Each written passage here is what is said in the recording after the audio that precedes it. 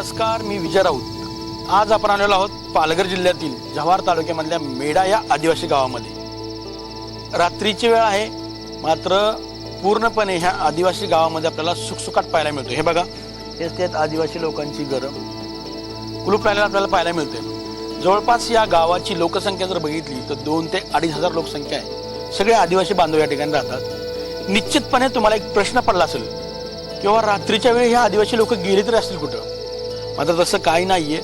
55 वर्षानंतर आदिवासी लोकांचा जो मकर उत्सव असतो तो आज ह्या गावामध्ये साजरा केला जातोय। आत्ताच आपण किर्र अंधाऱ्या रात्रीतलं हे निर्मनुष्य मेढा गाव पाहिलं, पण त्याआधी आदिवासींनी अगदी आपल्या कोंबड्या झोंबड्यांसह गाव का सोडलं तेही जाणून घेऊयात।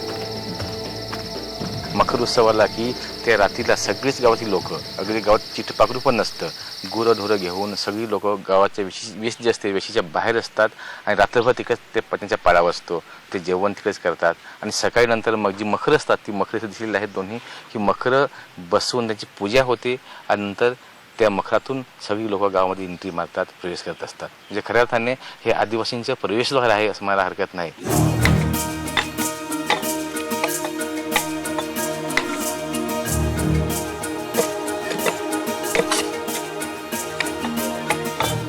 गावाबाहेर बांधलेल्या या मखरासमोर हे सगळे आदिवासी बांधव पै पाहुण्यांसह जमा होतात,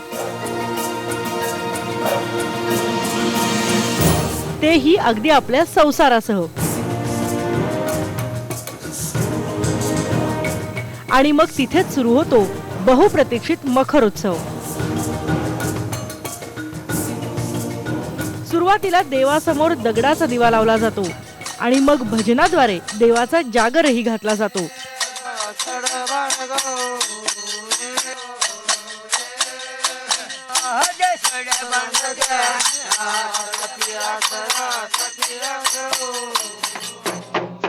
आपण मेढा गावामध्ये पूर्णपणे सुखसुखाट बघितलेला आहे। त्यानंतर आपण आदिवासी लोक ज्या गावाच्या सेवेवरती आलेले आहेत त्यांना आपण भेटायला आलेलो आहोत। नेमका हा उत्सव कसा साजरा केला जातो हे आपण आज जाणून घेणार आहोत। मला दादा तू सांग की कशा रीतीने हा उत्सव साजरा केला जातो?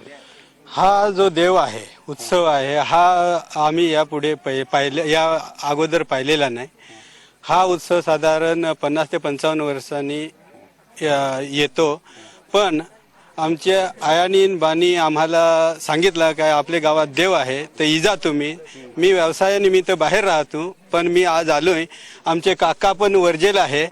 वर्जेल म्हणजे त्यांनी वर्षभर कोंबडा नाही खाल्ला, बोकड्या नाही खाल्ला, नारळ नाही फोडला आणि हे देव करायचं आहे म्हणून सगळे गाव सोडून आज गावाच्या विषया बाहेर आलेले आहे। मला दादा तुम्ही सांगा की नेमकं हे जो मकर उत्सव आहे त्याच्या मागची कहाणी काय, इतिहास काय त्याच्या पाठीमागचा? हे म्हणजे आम्ही पहिले इकडे राहायचं ना जंगलात, म्हणजे आमच्या अगोदरच्या म्हातारे ते डवर काही ते राहायचं, तर मग ते पकडणं बिहायचं, मग तसे मग ते वाघ आहे ना, मग ते लोकांनी वाघ देवाची असा सेवा करत राहिलं। हा, मग त्यातून आम्ही हे जे भीतीपासून मग आम्हाला सगळं जेव्हा हे आम्ही उत्सव करत गेलो, मागचं पण करत गेलो, अजून पण करत राहतो आता, मग त्यातून आम्हाला तू बघतो हा उत्सव तुझ्या नशिबात? माझा हे म्हणजे तिसऱ्या वेळा तू बघितलं? हा, मला तर हो कार्यक्रम पाहायला फार मजा जशी आलेला आहे। एवढा मोठा समुदाय आहे आणि हा शांतीचा सण आहे आमच्या गावाचा। आणि माझे पोरा बाळांना पण मी सांगेन का हा शांतीचा सण असाच उत्सव चालू ठेवायचा आणि पुढे हा वारसा चालत ठेवायचा असा मी त्यांना सांगेन। मी इथला ग्रामपंचायत सदस्य आहे। मला लोकांनी जुन्या लोकांनी सांगला का आपल्याला देव करायचा आहे, म्हणून मी सगळ्या लोकांना सांगितलं का ठीक आहे करू आपण। हा 55 वर्षांनी येतो सण, मग हा 55 वर्षांनी हा आम्ही पहिल्यांदाच बघतोय सण। आमचा नशीब आहे का आम्हाला हा 55 वर्षांनी सण पाहाय भेटतो। लहानपासून फार वर्षापासून हे पाहाय भेटलाय मला। तर मी लहान होतो तेव्हा करेल हे आयानी बानी, तर हा पाहाय भेटेल। तर हे आता भेटलो तर दगडाचं दिवा लावायचं, पर अजून दगडाचं दिव त्याला पूजा कसली करता तुम्ही? काय काय पूजा करता आम्ही? देवाची पूजा करतो ना, देवाची पूजा करतो ना, देवीची पूजा करतो।